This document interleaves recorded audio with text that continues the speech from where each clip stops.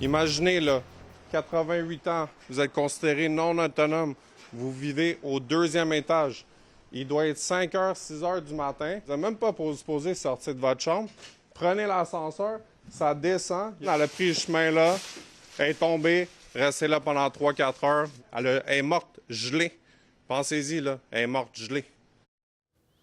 C'est une histoire bouleversante. Une enquête a été ouverte après la mort de Jeanne Goyer qui s'était aventurée à l'extérieur de sa résidence pour aînés à Laval hier matin alors que le mercure était sous les moins 15 degrés. Et c'est malheureusement pas la première fois que ça se produit. D'autres personnes âgées ont connu une fin tragique dans des circonstances semblables. On peut penser notamment à la mère de l'ex-chef du Bloc québécois, Gilles Duceppe, ou encore à Vera Wilson, 91 ans, par une nuit glaciale du mois de février en 2022. Elle avait réussi à quitter sa résidence de Brantford en Ontario et la porte s'est verrouillée derrière elle. Alors elle est restée coincée à l'extérieur.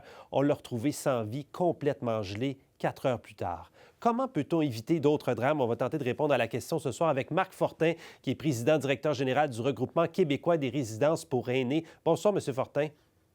Bonsoir. Votre réaction d'abord à cette bien triste histoire qui est survenue à Laval?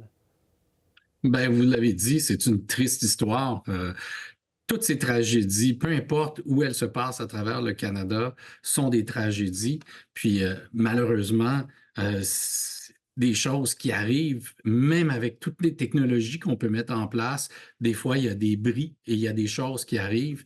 Dans le cas de Laval, bien, on attend les explications du coroner parce qu'on ne sait pas ce qui s'est passé. Elle était dans une aire prothétique qui est complètement fermée. Elle n'aurait pas dû être capable de sortir dehors. Donc, on ne sait pas ce qui s'est passé. On a bien hâte de le savoir pour amener des correctifs.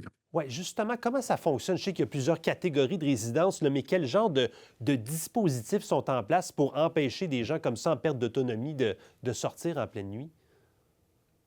Il y a 4 catégories au Québec, entre autres. Il y a les catégories 1-2 qui n'offrent aucune aide journalière ou des soins, des choses comme ça. C'est des gens pleinement autonomes. Les catégories 3, c'est la plus grande catégorie où habituellement, ce sont des gens autonomes, mais il y a certaines aides de ce qu'on appelle de l'AVD, de l'AVQ, de l'aide à la vie quotidienne ou à la vie journalière. Et certains ont des soins. Puis les catégories 4, ce sont des RPA avec plein de soins jusqu'à la fin de vie. Souvent, on va avoir une catégorie 3 et une catégorie 4 dans le même building, justement pour pas que les gens se trouvent à être déplacés ailleurs, subissent un déménagement, se retrouvent dans un CHSLD. Donc, les gens peuvent transitionner dans la catégorie 4. Et les catégories 4, qui sont des fois 1 ou 2 étages ou une résidence complète, dans le cas de cette dame-ci, c'était l'étage 1 et 2. À ce moment-là, tout est barré normalement. Et les gens ne peuvent pas sortir. Mais c'est sûr qu'il y a certains glitches parce qu'au Québec, contrairement aux autres provinces du Canada, les gens signent un bail. Donc, ce n'est pas un contrat, c'est un bail régi au tribunal administratif du logement. Donc, les gens sont à la maison. Donc, les familles peuvent venir. Donc, on est obligé de mettre des protocoles en place avec les familles parce que ça arrive souvent que les familles ont un fob pour venir voir leurs parents, une petite carte magnétique, mais vont laisser des gens sortir parce qu'ils pensent qu'ils sont corrects. Mais non, vous n'êtes pas supposé de faire ça. Fait qu'il y a toutes sortes de situations à laquelle on doit être vigilant, que ça soit humain ou que ça soit technologique, pour s'assurer que les choses, des drames comme ça ne se passent pas. Là, vous avez parlé évidemment de la réglementation qui n'est pas tout à fait la même dans les autres provinces. Est-ce qu'il y a le même type d'obligation, par contre, un peu partout dans les résidences où les gens sont moins autonomes, justement?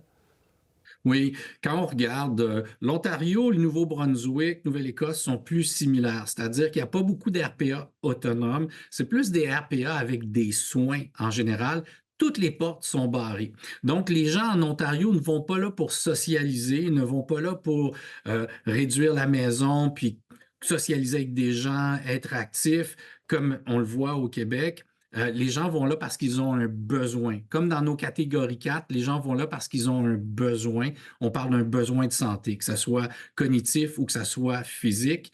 Par contre, quand on va dans l'Ouest, dans les prairies sont un peu plus ouvertes, ressemblent un peu plus au Québec. C'est un mélange entre le Québec et l'Ontario. Puis la Colombie-Britannique est un peu plus comme le Québec.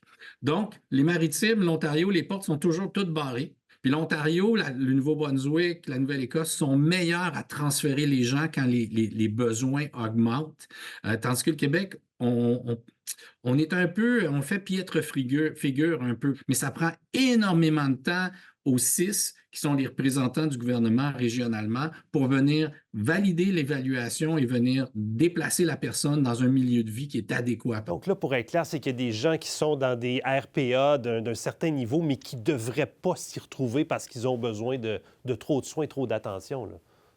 Tout à fait. Ils ont dépassé l'offre de service de l'établissement où ils vivent. Ils sont rentrés là quand ils étaient autonomes, encore légèrement actifs ou pleinement actifs, avec une automobile souvent.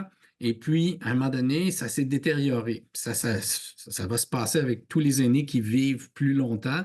Mais quand ils se détériorent, il y a un point où les services ne suffisent pas aux besoins de la personne et il faut la déplacer vers soit une catégorie 4, une ressource intermédiaire, qui est un principe au Québec, mais pas dans les autres provinces aussi, ou un CHSLD.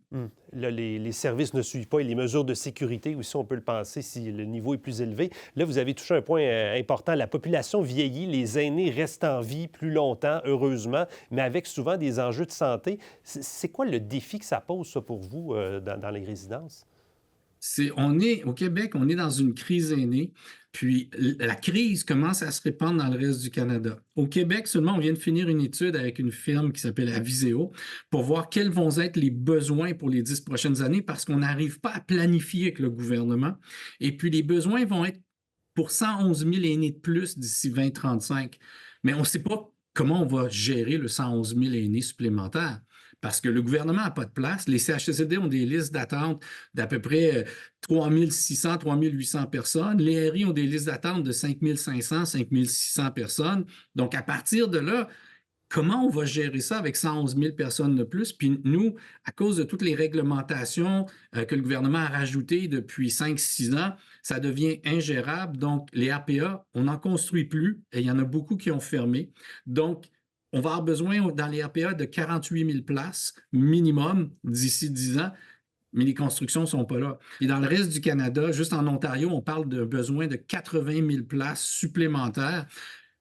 Il faut vraiment que les gouvernements, à travers le Canada, s'assoient avec les gestionnaires dans le milieu des aînés et développer une stratégie parce qu'on va frapper un mur tout à l'heure. La population aînée va représenter 26 % de la population au Québec. Elle va être tout aussi forte à travers les provinces du Canada. Puis les stratégies n'existent pas aujourd'hui, puis il n'y a aucun investissement valable qui est fait. Tout un signal d'alarme et c'est pour ça que c'est important d'en parler. Marc Fortin, je rappelle que vous êtes PDG du Regroupement québécois des résidences pour aînés. Merci infiniment. Merci à vous.